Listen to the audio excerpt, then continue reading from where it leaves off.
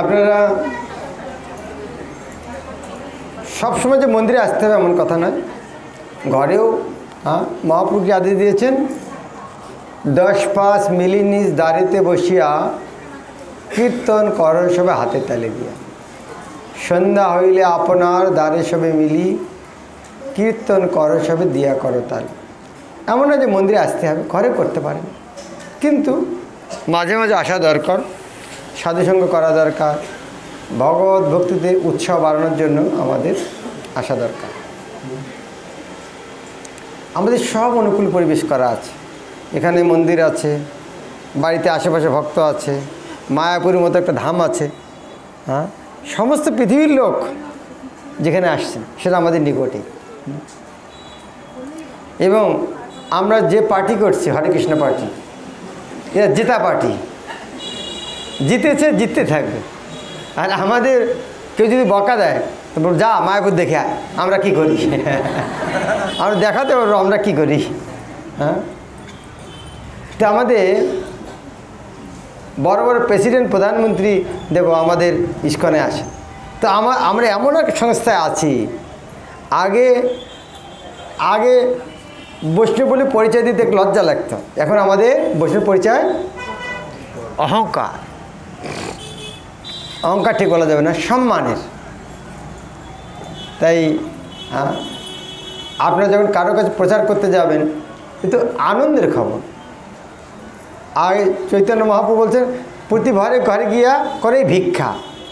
আগে ভিক্ষা করতে বলছিল, এখন ভিক্ষা করতে পারে, এখন প্রতি ঘরে ঘরে করে আদেশ দিতে পারে, হরিনাম করুন।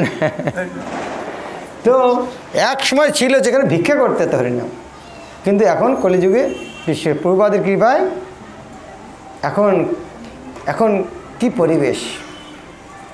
একজন ভক্ত বলছিলেন যে মহাপুরুষ সময় যারা এসেছেন তাদের সন্ন্যাসী হতে হলে গোস্বামীর মতো কাপড় পরতে হবে, হাঁটুর উপরে কাপড় আর শরীরে কিছু নেই, কপিন ছাড়া, আর এক গাছের তলে এক একদিন থাকতে হবে।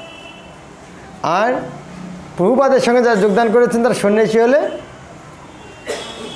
মার্বেলের প্যালেস, রাজপ্রাসাদ। অবশ্যই প্রভুপাদে লিখেছেন, প্রভুপাদের বাংলা গান লিখেছেন, ভক্তিগীতি সঞ্চারের প্রথমে আছে। প্রভুপাদ বাংলা গান লিখেছেন, সন্ন্যাস করিয়া থাকে পর্বত গহ্বরে, তুমি কিন্তু রাখো তারে হর্মেরও মর্মরে। প্রভুপাদ আর ভক্তি, আমাদের ছিল প্রভুপাদ, ওনার গুরুদেব ভক্তি সিদ্ধান্ত সরস্বতী ঠাকুর ছিল প্রভুপাদ। উনি যাদেরকে সন্ন্যাস দিতেন তাদেরকে আলাদা রুম, স্পেশাল রুম বানিয়ে দিতেন, তুমি এখন সন্ন্যাসী, এখন ভালো জায়গায় থাকো, প্রচার করো। আর মহাপুরুষ সমাজ সন্ন্যাস হয়েছে ঘর ছাড়ো, তুমি প্রধানমন্ত্রী, মুখ্যমন্ত্রী, কি অর্থমন্ত্রী রূপ গোস্বামী, সনাতন গোস্বামী প্রধানমন্ত্রী, রঘুনাথ গোস্বামী জমিদার, ছাড়ো বৃন্দাবনের গাছের নিচে যায় থাকো, আদেশ। আর আমরা গাছের নিচে ছিলাম, এখন বলে মার্বেল প্যালেসে থাকো। আমাদের ভক্তি করা কত সহজ। হ্যাঁ,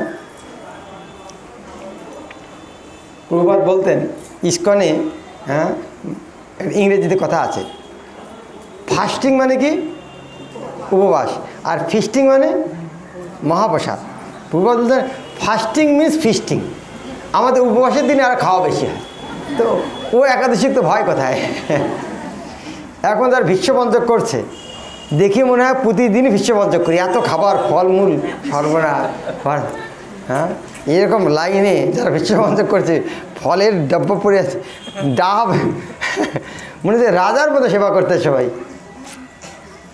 কেউ যদি বলে ও ভীষ্মপঞ্চক করছে, কত জায়গা থেকে যে খাওয়া দাওয়া চলে আসবে।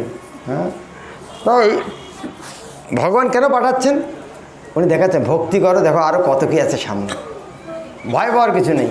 ভক্তি করলে তোমাকে আরও অনেক কিছু তোমার সামনে অপেক্ষা করছে। আপনার এখানে প্রতি রবিবারে অনুষ্ঠান হয়, আসবেন। নিকটস্থ মন্দিরে কমপক্ষে একদিন, সপ্তাহে একদিন যাওয়া উচিত, একদিন মিলন হওয়া উচিত এবং কিছু সেবাও করা উচিত। মন্দির হচ্ছে আমাদের গৃহ। আমরা যে ভগবানকে পূজা করি সেই ভগবানের এটা হচ্ছে ঘর। আর বাড়িতে আমাদের যেহেতু আমরা থাকতে পারি না, তাই তার বিস্তার নিয়ে গেছি আমরা ঘরের মধ্যে। আসল ঘর হচ্ছে